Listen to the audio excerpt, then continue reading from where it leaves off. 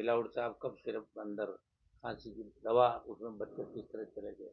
और वो राजस्थान की घटनाएं थी, दबा दें उन मामलों को, क्योंकि डबल इंजन की सरकार है वहाँ, एमपी में सरकार, दिल्ली में सरकार, जांच एजेंसियां सारी इनके पास है, कौन करे। और इसीलिए मोदी ने हमेशा एक तरफा शासन देश के अंदर करा है। विपक्ष को एकजुट होकर मजबूती के साथ लड़ाई लड़ने की आवश्यकता है।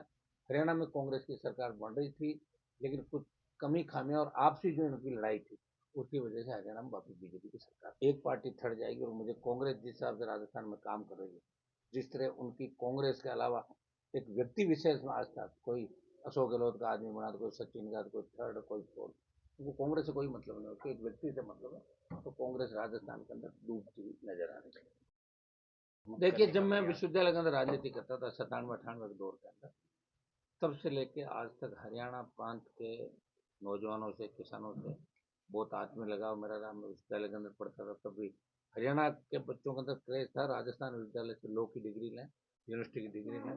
और खूब घुल मिल के वो चुनाव जब हम लड़े थे तब भी हमें याद है कि हरियाणा के नौजवानों ने खूब मेरा साथ दिया।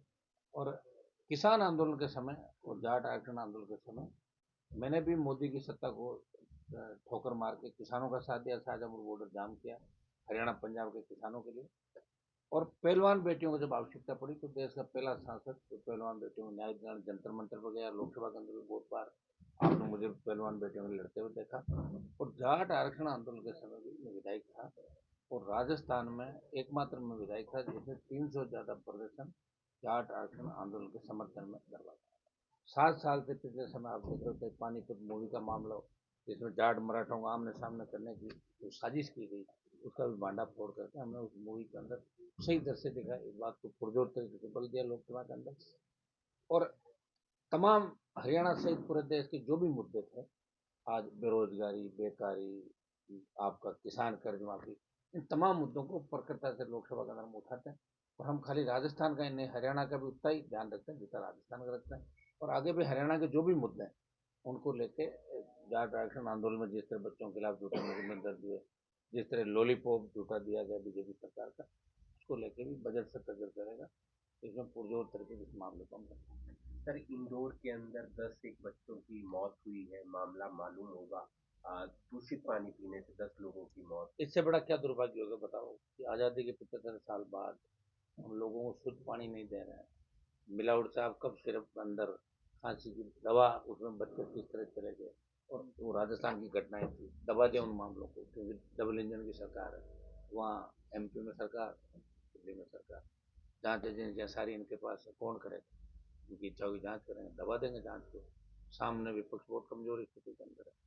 तो मजबूत विपक्ष, विपक्ष भी एकजुट नहीं है। इंडिया अलायंस के अंदर कम से कम 200 के लगभग सांसद होंगे, लेकिन मुझे लगता नहीं, जब आवश्यकता पड़ती है एक इस कोने में जाता रहेगा, इस कोने के अंदर जाता है, वो भी एक जगह नहीं बैठते। तो देश का दुर्भाग्य है। और इसीलिए मोदी ने हमेशा एक तरफा शासन देश के अंदर करा है। विपक्ष को एकजुट होकर मजबूती के साथ लड़ाई लड़ने की आवश्यकता है। हरियाणा में कांग्रेस की सरकार बन रही थी, लेकिन कुछ कमी खामियां और आपसी जो इनकी लड़ाई थी उसकी वजह से हरियाणा में वापस बीजेपी की सरकार बनी। हम लोग भी प्रचार करना चाहते थे, लेकिन हमें ये कह दिया कि इनकी हमें आवश्यकता नहीं, हम तो खुद यहाँ जीत रहे हैं। तो इससे आप अंदाज लगा सकते हो कितना घमंड अभिमान है आगे, उसका परिणाम हरियाणा की जनता को भुगतना पड़ेगा। क्या राजस्थान में भी कांग्रेस का हाल ऐसा ही है कांग्रेस जैसे? राजस्थान में 30 नंबर पर जाएगी। 28 जो चुनाव होगा तो कांग्रेस 3rd नंबर पर चली जाएगी इस बार। पंचायत चुनाव के अंदर आप देखना, अब राजस्थान में 4 महीने बाद पंचायत चुनाव है, उसमें राष्ट्रीय लोकतांत्रिक पार्टी और संबंधित कांग्रेस बीजेपी के खिलाफ जो क्षेत्रीय पार्टियां, हम एकजुट होकर लड़ेंगे और दोनों पार्टियों के खिलाफ मजबूती के साथ राजस्थान का जवान हमारे साथ खड़ा होगा।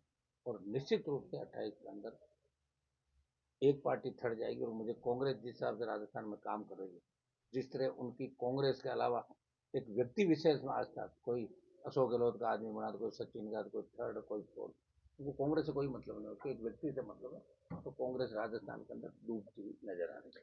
सर, चोमू एक जगह है राजस्थान में, जयपुर के पास, वहां पर बुलडोजर चला है। 25 तारीख को वहां पर पथराव वगैरह हुआ देखिए, था। ऐसी घटनाएं जो होती है निश्चित रूप से लोकतांत्रिक व्यवस्था में अपना धर्मनिरपेक्ष देश है हिंदुस्तान, यहाँ सब धर्मों को अपनी बात रखने का अधिकार है। और कहीं न कहीं जो गलती हुई है वो इंटेलिजेंस फेलियर था, और पुलिस की बड़ी गलती थी। और उन्हीं पुलिस वालों को अगर इनाम वहाँ दिया जाए पुलिस अधिकारी को, तो ठीक नहीं है, ऐसी घटनाएं नहीं होनी चाहिए। और बदमाश अगर कोई भी हो, किसी भी जाति का हो, मुझे आपने अभी ये बात बताई, सारी आज जान मुझे बुलडोजर चला है। पूरी जानकारी मुझे उस घटना की नहीं। मैं एनजीटी कमेटी के टूर पे बाहर गया हुआ था और कल मैं जयपुर जा रहा हूँ। चौमुख के लोग मुझे मिलेंगे, एक बार पूरी घटना की जानकारी भी मिलूंगा, इसमें वास्तविकता क्या है। लेकिन ये तय है कि सरकार अगर चाहे तो कोई भी अपराध नहीं हो सकता, कोई भी घटना घटित नहीं हो सकती अगर सरकार चाहे। कि कहीं न कहीं सरकारी तंत्र होता है तो वोट के लिए छोटी मोटी बात कराता रहता है और अपने हिसाब से जांच भी कराता है, जांच को अपने फेवर में भी कराता है। ये सरकारी तंत्र का दुरुपयोग जितना ये लोग कर रहे हैं, शायद इंदिरा गांधी ने इमरजेंसी लगाई थी, इन्होंने अघोषित इमरजेंसी देश के अंदर लगा रखी है। जो भी बोलता है उसका मुंह बंद कर देता है। ये दिल्ली वालों का काम है। विपक्ष क्या मजबूत नहीं है? आपको लगता है कोई विपक्ष है और? ही नहीं, मजबूत है ही नहीं। विपक्ष तो 25-30 कोणों में भाग रहा है। कोई इधर मैंने बता तो दिया, कोई एक इधर मैं भी विपक्ष हूँ। मैं एक जगह खड़ा हूँ तो टीएमसी अलग जा रही है, सपा अलग जा रही है, कांग्रेस अलग जा रही है, डीएमके अलग जा रही है। जितने दल है वो सब एकजुट हो गए। इंडिया अलायंस की बैठक ही नहीं होती। कौन सा नेता है आपके हिसाब से जो एक टक्कर दे सकता मुझे है? तो अभी तो कोई नहीं लग रहा है फिलहाल। तो अभी क्या तो हो सकता है कि एक महीने में कोई आ जाए, पता नहीं चलता कल को क्या हो जाए। लेकिन आज की तारीख में इनको टक मुझे लग रहा है कि कांग्रेस जो बयान भी देती है तो बीजेपी तय करती है कि ये बयान आपको देना है ताकि बीजेपी को फायदा है। ये हालत है देश सर, मनरेगा का नाम बदल दिया है। की। ये गलत है। मनरेगा को खत्म करने का प्रयास करें। हम बोलते हैं ना पार्लियामेंट के अंदर, आप देख रहे हो हम्म, मनरेगा में भी बोला था। हम्म। हमने ये कहा था भाई कम से कम 200 दिन से ज़्यादा मिलना चाहिए, 500 की न्यूनतम मजदूरी मिलनी चाहिए। नाम खत्म करके और अब जो 90-10 का इन्होंने किया है तो 60, पहले 90-10 था, अब 60-40। 40% स्टेट में, 60 दिल्ली। कोई स्टेट में नहीं जाएगा। पहले ही नरेगा का दुनिया भर का भुगतान करीब करीब स्टेट में, आप हरियाणा में भी रुका होगा, तो लोगों को वही नहीं मिल रहा है। एक हमने इसमें ये भी कहा था कि सांसदों को आप ताकतवर बनाएं, उनको चेयरमैन बनाएं इसका, ताकि लोगों की मदद कर सके। सारा काम तो सीईओ कलेक्टर करते हैं। भारी भ्रष्टाचार इस मनरेगा के अंदर और आम आदमी को रात नहीं मिलती। तो मनरेगा को खत्म करने का प्रयास है। निश्चित रूप से मनरेगा बहुत अच्छी योजना थी।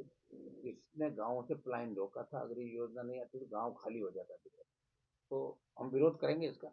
निश्चित रूप से मोदी की जो भी ऐसी नीति किसान जवान के खिलाफ होगी, उसका डटकर सड़कों से लेकर और सदन तक हमारा विरोध जारी रहेगा। आप भ्रष्टाचार पर समय समय पर